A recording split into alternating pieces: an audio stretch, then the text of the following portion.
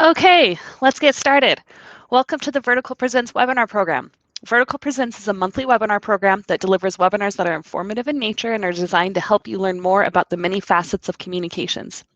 You can always learn more about the upcoming webinars that we have on our homepage if you navigate to the Vertical Presents tile. Today's webinar is on protecting your communications from internet outages. This special webinar is hosted by Vertical's VP of Marketing and Product, Kevin Butler. During the webinar, please keep yourself on mute for the entirety of the webinar, but if you have a question, you can always enter that into the left-hand corner where the little chat icon is in the lower left. At the end of the webinar, Kevin will answer all of your questions, and you can also always follow up with us at webinar@vertical.com. Today's webinar is being recorded, and we'll send you the link to the webinar following the session, probably tomorrow, and you can review those sections or send them over to any of your colleagues that might have questions or want to learn more. You can also always access those same recordings on that Vertical Presents landing page that you can access through vertical.com. So just one more final reminder here to please mute your microphone, and Kevin, it's all yours. Thank you very much, Rebecca. Well, this will be a fun topic today. We have a real-world example that we're going to use to help you understand the best ways to protect your cloud communication solution against internet outages. And that's because on August 30th of this year, about 3.5% of the internet went down for approximately 6 hours. That meant that people who tried to search for a web address found that their DNS was timing out. They couldn't get pages to load. Parts of certain pages would fail. Entire services, like game services, communications, and voice services, failed completely. All across the world, everyone was out, as I mentioned, for a period of 6 hours. So the cause was one carrier, Centurylink. And let me be clear, I'm not here to bag on Centurylink. I'm not going to spend time telling you that they're more of a problem. This could happen to anybody. And there are specific reasons why Centurylink had an outsized effect, but it isn't specifically a quick case of Centurylink having a problem. It is something we all need to plan for. By the way, let me, be helpful to them. They're Lumen now. They changed their name, so just literally, I don't think it had anything to do with this outage. But immediately after this outage, they changed their name from Centurylink to Lumen. So what happened here? How did 3.5% of the entire world's internet services go out for an extended period of time? Well, the technical piece to start out with goes like this. The Lumen engineers were doing a routine maintenance event. They introduced some new rules into their network. Specifically, what they happened to be doing was trying to put in a blocking rule to prevent spam from a certain IP address from coming to one of their major customers. The problem was that someone wrote the rule wrong, and it got shipped out. So there was a failure in change management here. There wasn't enough vetting, and that was the real root of this. But then what went on is that this change went into all of their core routers across their network. They received the rule, and the rule caused them immediately to drop not connections to that specific IP address, but all IP addresses. So they dropped everything.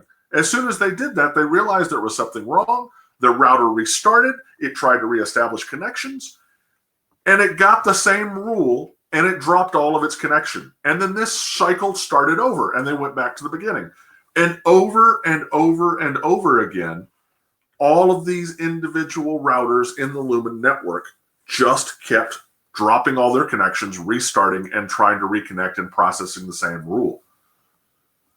So the problem with this was nobody knew why it was happening at first. There had to be a troubleshooting period. Lumen had to try and figure out what was going on. But while that was happening, Lumen, who is a tier 1 network provider that peers with every other major network provider in the world, was dropping all of its connections over and over again.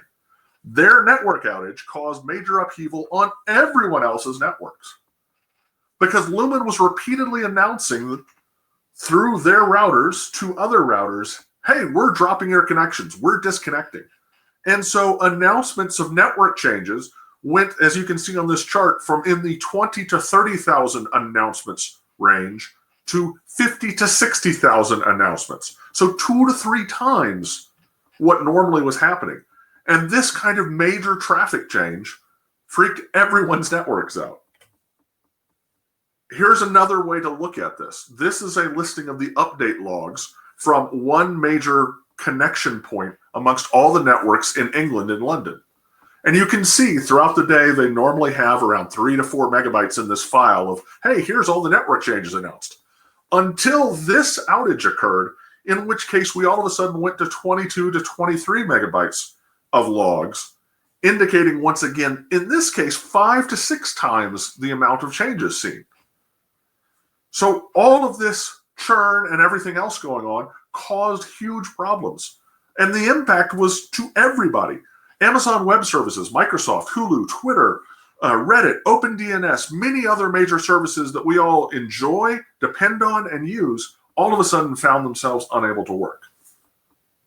And for them, it was bad. And remember, these are the top internet companies who are very, very prepared for this and have extensive infrastructure to make sure this kind of thing doesn't happen. And they were all impacted. For your business, it could be lethal. Because in any kind of outage time frame like this kind of disaster, when you are looking at a small or medium business, 40 to 60% of businesses who have this kind of event never reopen. It never is fixed. And most businesses say they don't have a plan to deal with anything like this. So the impact could be lethal for your business, which is why we're talking about it here today. And why I'm spending some time on an outage that ended up being 6 hours of time, which doesn't seem like much until you think of if your service was out for 6 hours, if your customers were out either in your ability to contact, communicate, and work with them, or their ability to get to you and the services you provide. How does that start to feel?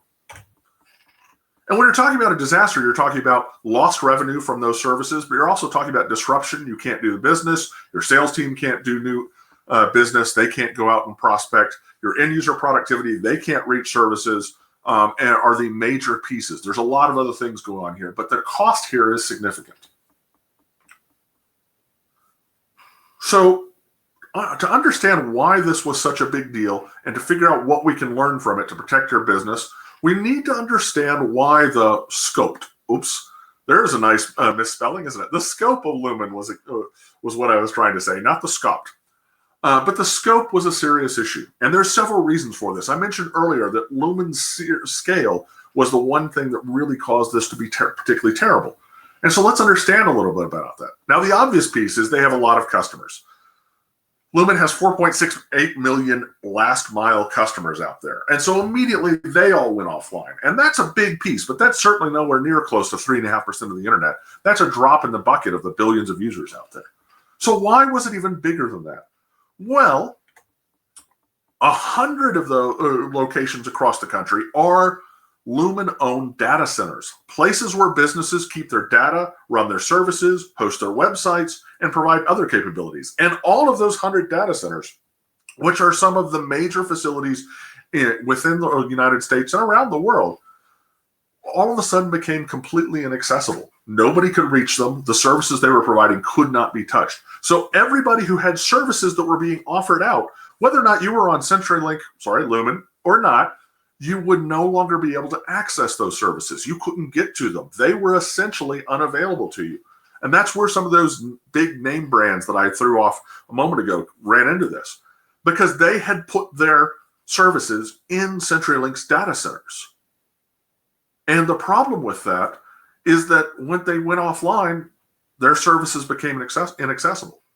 So why did they do this? Well, that's the next part of this, because you must understand that Lumen is one of the world's largest internet backbone providers. They have 450,000 miles of fiber around the world. I went and looked. That's enough fiber to run around the world 18 times. And it's not just that they take advantage of having a big network. Many other internet service providers do as well. So it may be that you weren't on Lumen service at all, and you still lost service. And the reason why is because your internet provider doesn't have 450,000 miles of fiber.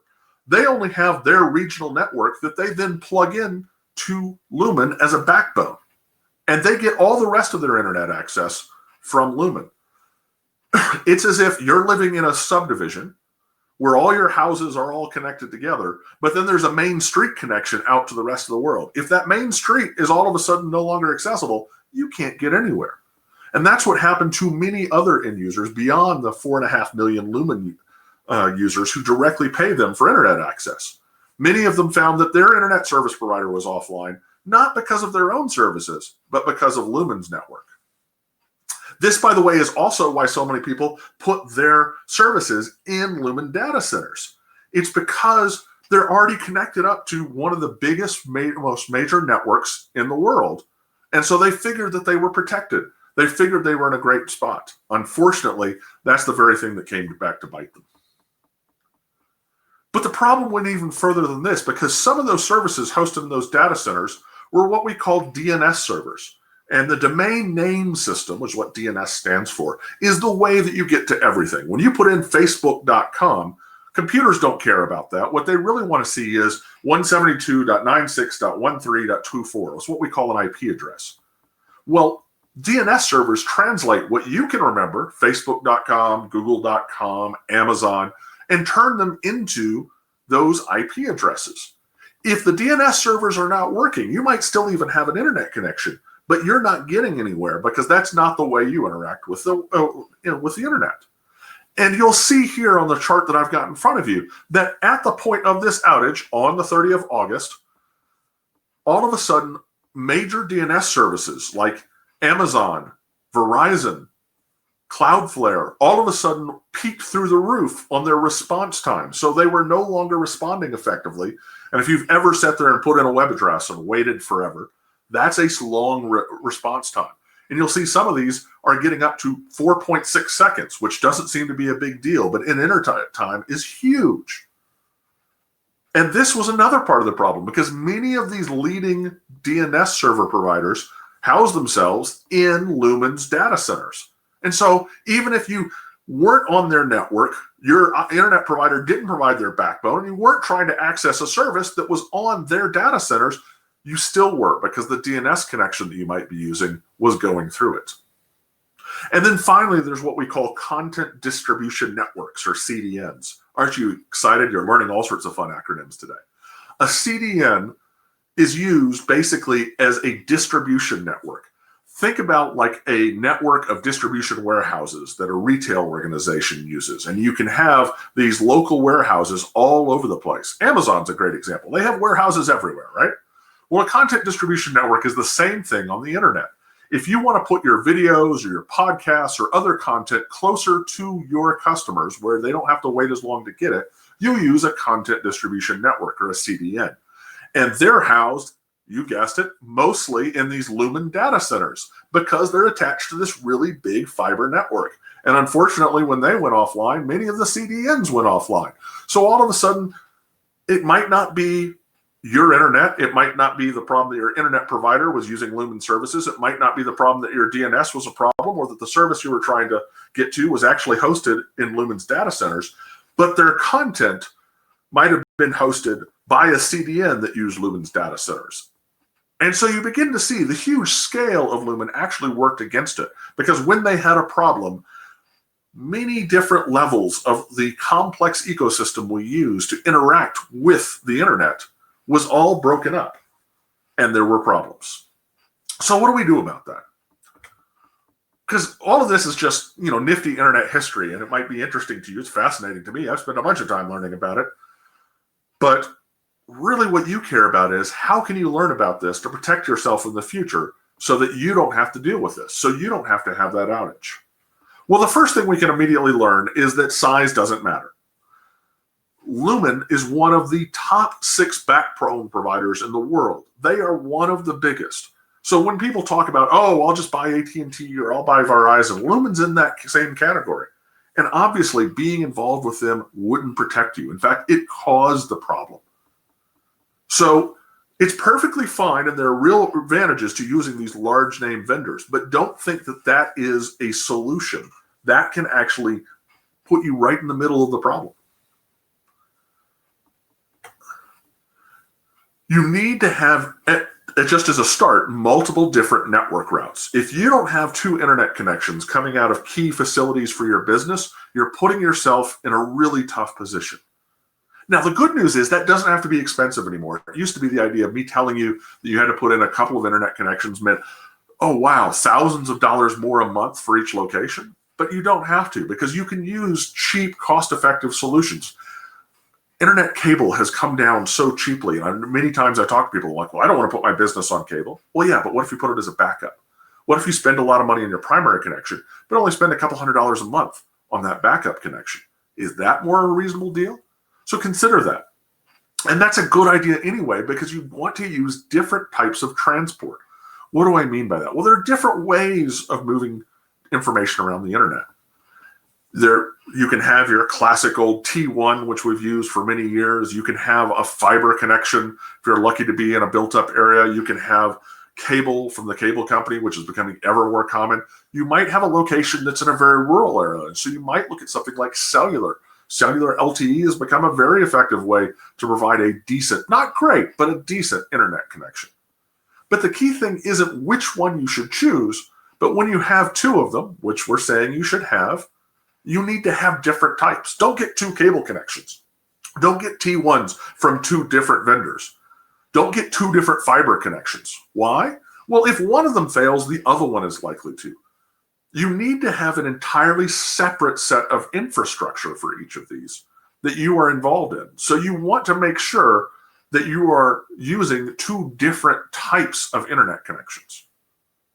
And then you want something to do the failover for you, because you don't want to have to remember to flip a switch. It doesn't need to depend on, hey, who's the guy who can get in and change us over to the backup internet connection? You don't want to have that failure point. You want to have an auto failover method. We highly suggest SD-WAN as the technology of choice at this point that's going to do this for you. And if all of this seems way too complicated, well, that's what Vertical's here for. We can certainly help you with that. And we're happy to give you advice on what the best solution here is and what makes sense for your locations. So multiple different internet connections help, but it isn't a guarantee. Remember, you could have been on Lumen and had a connection that was from somebody completely different and still have these problems, because your second connection might have still been using Lumen's backbone. Or you might have been accessing DNS servers that were housed in Lumen's data centers. Or you might have been going to services that were also in the data centers, or all the other things that we just looked at. So multiple different internet connections help, but it isn't a guarantee. You also, when you're talking about communications, when you're talking about voice especially, need multiple different methods to connect. So you want to use completely different technologies. Now, a lot of great cloud communication solutions will allow you the ability to do this. You can have a dial-around setup, so that if your phone, which is a voice over IP phone, doesn't ring because the connection won't go through, it could then call you on a different number, maybe a cellular phone. Maybe you have a dedicated analog landline just for this that you could put in. And that's something that could be done. You can have the ability to use different systems and different capabilities. We'll talk about one of those that you can leverage in just a moment. But you need to be thinking about, okay, if my internet is completely out, how are my customers still going to be able to get a hold of me? And there are many different ways to plan for this, but you have to think about it ahead of time. And once again, Vertical can help with this. That's what we're here for. So one of those resources you can use that can help with this and many other pieces is take advantage of the fact that you're in the cloud. Cloud services can be accessed from anywhere an employee can get to the internet. And there's a couple different ways you can use that. I mean, the simplest one is if everybody in the office can't get to the internet from the office, send somebody away from the office. Go have them try at their home or at another location. And that way they can still get access. Particularly now, there's a really important way you can do this. If you have remote workers, which almost all of us have at least a portion of their workforce at home right now, you can incorporate those remote workers into your planning. You can go ahead and use the fact that they're remote to give you better access, because cloud services can be accessed from anywhere they are. So all of those remote workers give you multiple redundant points of access. Here's a couple things to think about. You might want to take a survey of all the internet providers that your remote workers use and make sure that there is diversity there. This can sometimes be hard if you were geographically located and now you just sent everybody to their home, but they're in the same local area. Because you might discover that everybody's on Time Warner Cable or everybody in the area has Verizon. That's really your only choice. That is a shortcoming of the networks that we often have. But you can look at figuring out ways to take advantage of that. Look for people who aren't in the same footprint or encourage people to use a different service. You might even provide a bonus for somebody who's using a service that isn't the standard one that everybody else is using. You know, nothing much, but something that will help justify them jumping onto a different provider. So you are encouraging the diversity of your internet providers. And establish a plan for people reporting in on who is up in an emergency. If you have all these remote workers, some people may have service while others don't, depending upon where they are geographically. You need to let everybody else know that. Now, of course, you have to take into account that everybody can't get to the internet in this circumstance. So think through using text messaging, cellular voice calls, other methodologies for still communicating to be able to get that information. But then you know who's available. And maybe it's somebody in accounting who's the only person is there. You might want to redirect things so that they can get the phone calls, even though that's not their normal job. And this goes into that planning bill. The more you can plan ahead of time, the more you can think about what's going on and what you're doing, the better. You want to build a comprehensive solution that takes into account the several things we've just talked about: multiple internet routes, trying to use voice dial-arounds, maybe using call forwards out to other numbers, the ability to send somebody somewhere else to jump on another network, maybe using a cell modem, maybe going to another location where you know there's different networks. Using remote workers as an asset specifically in this plan, since they could be in a very different location with a very different internet connection. Take advantage of that fact. But plan for all of this. And maybe that comes into account of, well, we have some people who we know are not within the same geographical footprint. They have a very different internet provider. Let's just, as a backup, put them into the main ring answering group for our company. So when somebody calls the main number, they don't normally answer calls, but they could. They're there for the emergency circumstance, just because of their network diversity in this case. The great point about everything I've said is none of this really needs to cost you any more money. The biggest thing might be the multiple internet routes, but once again, internet connections are becoming cheaper. There are really high-speed, reliable options that you can get that don't have to have all the guaranteed bells and whistles of business service, that you can still use as a backup connection for these emergencies and only pay, a couple $100s for a month. So you're talking about low cost for real value of not having to end up in that possibility of your entire business being threatened by a multi-hour outage that you no longer have any control over, or trying to jump through hoops at the last moment, trying to figure this out.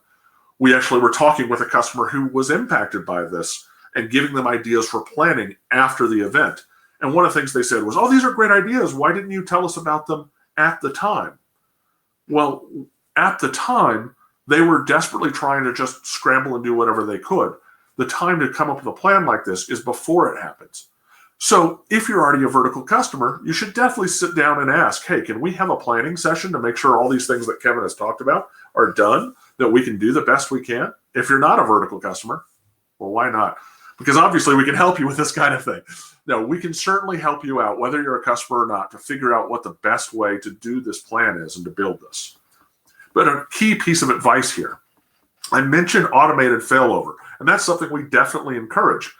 But automated routing and failover solutions don't always work. In the case of the outage we just looked at, it was part of the cause. All the automated processes were what kept on breaking the connections. What made everybody unable to communicate with each other was the automated reset, reroute, reload process and the inability for them to break that cycle. Eventually, it had to be fixed by real people in network operation centers monitoring things in real time.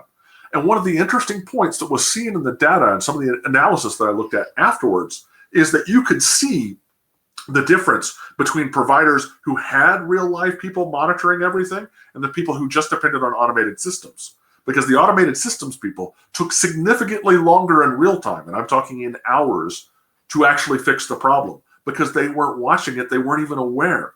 It was not something that couldn't, there weren't some straightforward solutions. Quit talking to Lumen, get your connections off of Lumen. But you had to do those things, and that required a human in the middle. My point is that you definitely want that with your cloud communication services. You need to think about when you talk about, for example, unified communications as a service or anything else that's an as a service model, you need to think about what as a service means. What does that mean, and how can you take advantage of it? Well, it means that there's a live support team. There's somebody who's monitoring this 24/7, who's seeing what's going on and will proactively react to fix the problem as quickly as possible. We work with a lot of great vendors, but I'll give one example as a call out. 8x8 is one of those vendors. In the event of this, they actually did have some of their services working with Lumen, and they rerouted them within the first 15 minutes of the problem to get past the issue. Within 15 minutes, everything was moved around their connections. That's the kind of thing you need. You need that kind of proactive response, people able to do something, not just to see and notify you, but already have a plan themselves to how they're going to fix it. So you want to make sure that you're getting this as a service piece. And this is the final thing that I'm going to spend some time talking about here, which is how to make sure you're getting the right as a service. Because everyone will tell you, oh yeah, we do all this stuff. But it's tough to make sure that the cloud solution that you're getting is the right cloud solution, one that will avoid these kind of internet outages because it's got all the pieces. So what I'm going to do is go through some lists for you, and I'm not going to get through every single bullet point here, but you need to ask questions about the cloud solution's infrastructure. Everyone will tell you that their infrastructure is redundant. They'll say, oh yeah, uptime, blah, blah, blah. You must ask them specific questions, and here's a great list of them. Are all of the applications redundant? It's not just, I want to know if the voices are redundant, but if I'm using the chat services, if I'm using video, if I'm using fax, or I have ring groups, or I'm using the UC client, or I'm using the mobile client all the time, are all of those applications redundant as well? Ask explicitly, because you'll be surprised sometimes at what the answers are. Ask them what the downtime is if they have to fail over. And ask them if the applications, if they're redundant, are they geographically redundant? In other words, are they in separate location data centers? Then ask them about where those data centers are and how many of them. One of my earliest conversations on cloud made me realize how you could answer yes to so many of these questions and still be disingenuous. When I talked with a vendor and they told me, oh yes, we have geographically separated redundant data centers. I'm like, okay, where are they physically located and how many? Well, we have 2. And one's on 120th Street in New York City, and the other one's on 85th Street in New York City. It's like, okay, so I get, 40 blocks of geographic redundancy? That's not very helpful. And that may sound ridiculous, but it's often the case you'll discover that what people are saying as a sales tactic, when you dig down, becomes something that's not as valuable. You want to ask about those data centers as much as possible. Are they secure? Do they have redundant internet connections? And as we've just talked about, who are those internet connections to? What different vendors? How are you protected from power outages? Do they have generators? How long are those generators available for? Do they have multiple circuits? These things may seem like they're piddling little details, but they're very, very important to making sure that you don't end up with an outage because you've invested in a cloud vendor who isn't doing the right thing. But after the infrastructure, you want to ask questions about process. Do they have a monitored service? Who's monitoring it? How? What kind of proactive steps can these people take to fix things? Do they just alert you that there's a problem? Do they go out and do things? What kind of things can they do? What about security flaws? Because we're talking about internet outages, but this could have just as easily been caused by a massive virus attack or a ransomware attack on your cloud service that locked them out of all the data that they needed to operate their system. So what is their security like? What proactive steps can they take? Who's actively monitoring it? How much do they test? Do they regularly test their failover? Do they regularly test their security? Because if things aren't tested, then you don't have a solution. If somebody tells you they were last tested a year ago, run far away. Does the solution require maintenance downtime? Are there periods that they have to have outages? Are there upgrade times? What's that like? When do they happen? How often? What was the last time they did it? Don't be afraid to be aggressively asking these kind of questions. When was the last time that this vendor had a failure? What was the cause and how did they fix it? If somebody tells you, oh, we don't have any failures, run far away. Everybody has failures. Everybody has problems. The question is how they deal with it, react to it, and fix it, and how quickly. When there's a failure, when there's a problem, can I have what's called a root cause analysis, the information that tells you how a problem occurred and what caused it? How can I find out about that? Is there a notification system? Is there somewhere that will automatically tell me that there's an outage and what it's like and what's going on to fix it? If not, why not? I need that information. And then questions about certifications. Certifications are what make sure that people are actually following the processes and doing the things that actually make them reliable and prevent outages. So let me see the documentation. Let me see your processes. How often are you updated? Who owns it? How often is it taken into an account? Is it really part of the DNA of the company? Poke at this quite a bit, because certifications can often be lip service, but it's these kind of things that really control whether or not this company is successful at reliably providing cloud communication services or not. And then ask about service and support. When you have a problem, who are you going to talk to? Who provides that service? How experienced are they? Are there awards and recognitions for the service team? How do I open a ticket? What's the response time? How can I escalate it? And what is covered? It's worthwhile to ask all of this.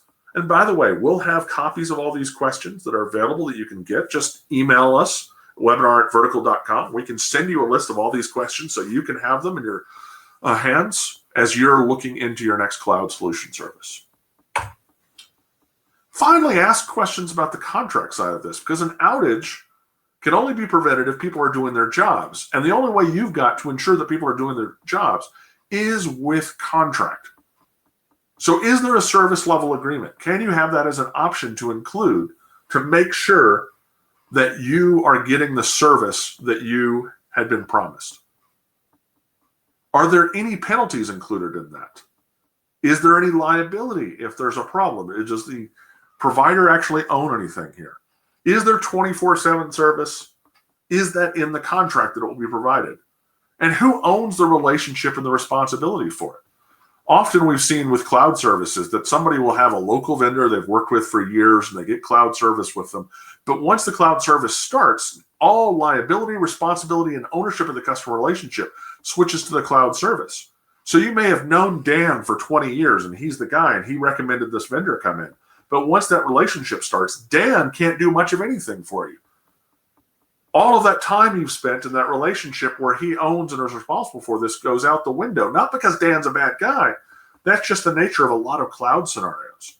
So you have to ask yourself, is the person that I'm signing with actually going to have the contract liability that I can go back to them and say, hey, you have to provide these things. You have to prevent these outages. You have to mitigate them when they happen. You have to do something to help me out when Centurylink blows 3.5% of the internet. And those are the pieces that you want to look at the contract to help prevent all of these outages. All right, so that's a whirlwind tour of things that you can do. Let's make sure we review some of the key points. We spent a lot of time talking about this outage, but the thing you really need to know is any network can fail. And the bigger they are, the harder they fall. By the way, this just happened in August, but approximately the same kind of thing. A routing error introduced into the network caused a major outage for what was at the time level 3 networks, which is who Centurylink bought, who became Lumen. I know this is complicated sometimes. Same organization, basically. In 2017, they introduced a routing problem into their network and had a multi-hour outage. So this is not something that's a once-in-a-lifetime, they call a 1,000-year flood or whatever. That's not what this is. These kind of things can happen all the time. It could just be your cloud communications vendor has the mistake. It could be your internet provider. It could be any of them. So any network can fail. It doesn't matter how big they are. The bigger they are, it just makes a bigger splash. Because as we saw, most networks hook into one of these 6 backbone providers somewhere around the world. And if one of those guys has a problem, you have no choice about that. It fails no matter how intelligent a decision you made. So you need to plan ahead of time. You need to do everything you can to maximize your situation. We talked about multiple last mile connections and how we use them. And that's the best we can do to mitigate things, but it isn't always the solution. We also talked about getting the right cloud solution. And we just went through a whole bunch of things that will allow you to get the right cloud solution. Making sure you get all those pieces of the as-a-service mantra. Don't think about just renting software. Think about all the people who are performing in the background for you to make sure that this stays up and running at all times. That will help you if there is another major internet outage that affects you. That's what the as-a-service piece is, and that's what you're paying for. If somebody comes along and tries to give you, oh, look, I can just keep cutting dollars off the price, that may be because they have no service to offer to you, that they have nothing that they're providing as a value add on top of this. And consider that as part of the cost analysis when you're looking at cloud vendors. And finally, we all have people who are working remote today. That's an asset to help you with it. Consider how to do that, because the great part is if you have a cloud communication solution, then it doesn't matter if you have internet to your main premise or not. You could have people sitting at home who are on a completely different internet connection who can still take and make calls, communicate with your customers, and handle the problem, even though other people can't get to there. So think about that in your plan and definitely consider this. And if all of this seems too much, once again, Vertical is here to help. We're happy to assist you and give you support and give you ideas and help you with that planning process and to dig into this in a greater detail. So talk to your account executive if you're already a customer. If you're not, we can certainly hook you up with somebody. If you're not talking with anyone Vertical already, go ahead and email us at webinar@vertical.com and we'll get somebody working with you today. I hope this has been valuable, and I'd love to spend a few minutes talking about any questions, concerns, comments that people have, see what people might have to say. So once again, as Rebecca mentioned, in the chat bar at the lower left, you have to hover over the lower left and that chat bar will pop up. You can see the chat and you can type in your question and we can go ahead and answer that for you now.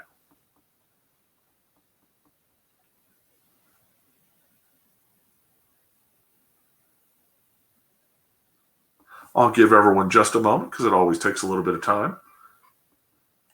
Or maybe I'm just so fabulous that I've left no one with any questions whatsoever.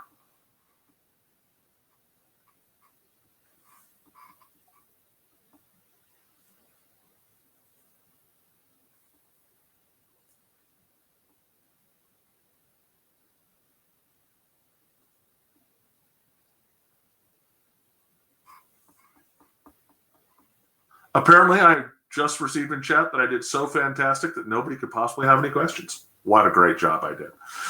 Seriously, folks, if you do have questions, you think of them later, there's no problem. You can just send us an email.